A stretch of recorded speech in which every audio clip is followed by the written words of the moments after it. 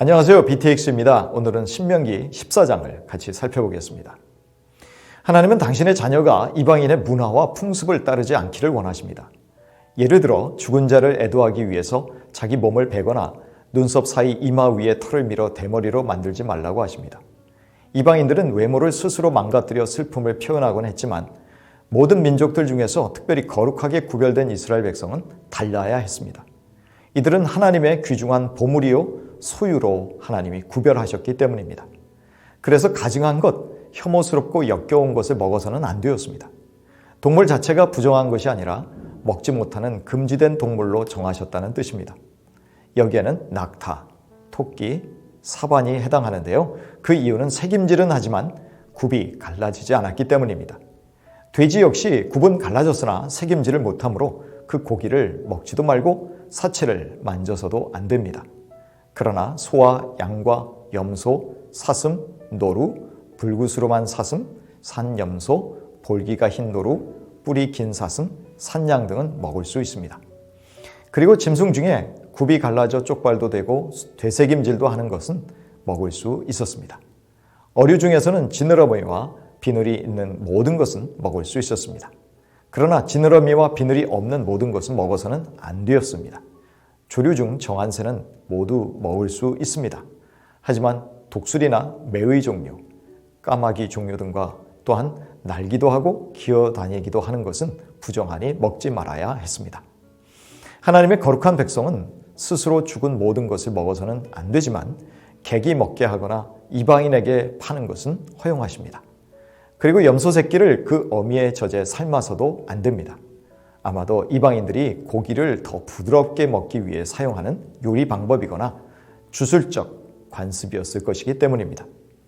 거룩한 백성은 매년 토지소산의 11조를 마땅히 드려야 합니다. 그리고 하나님이 택하신 한 곳에서 곡식과 포도주와 기름의 11조를 먹으며 소와 양의 처음 난 것을 먹어야 합니다.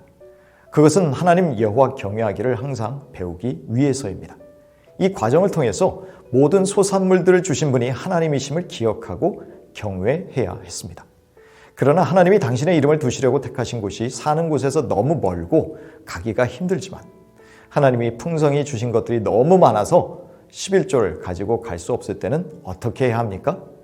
그때는 그것들을 돈으로 바꾸어 하나님이 택하신 곳으로 가져갈 수 있습니다. 성소로 와서 돈으로 원하는 것을 바꾸어 소, 양, 포도주나 독주 등을 사서 하나님 앞에서 권속이 함께 먹고 즐거워할 수 있습니다.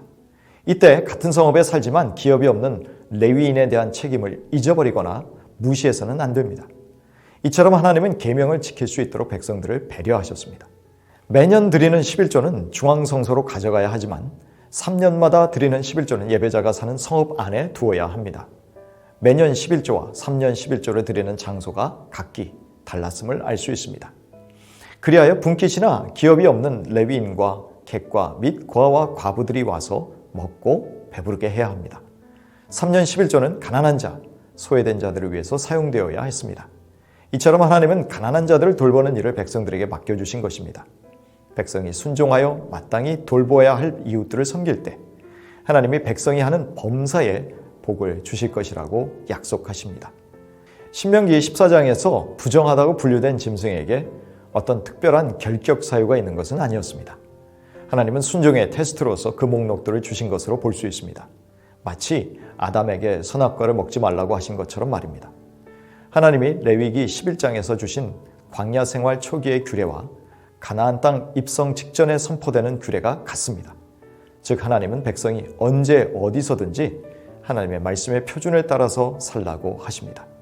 즉 삶의 기준은 자신이나 변화하는 문화적 환경이 아니라 오직 하나님께 있음을 알아야 합니다.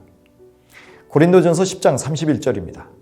그런즉 너희가 먹든지 마시든지 무엇을 하든지 다 하나님의 영광을 위하여 하라.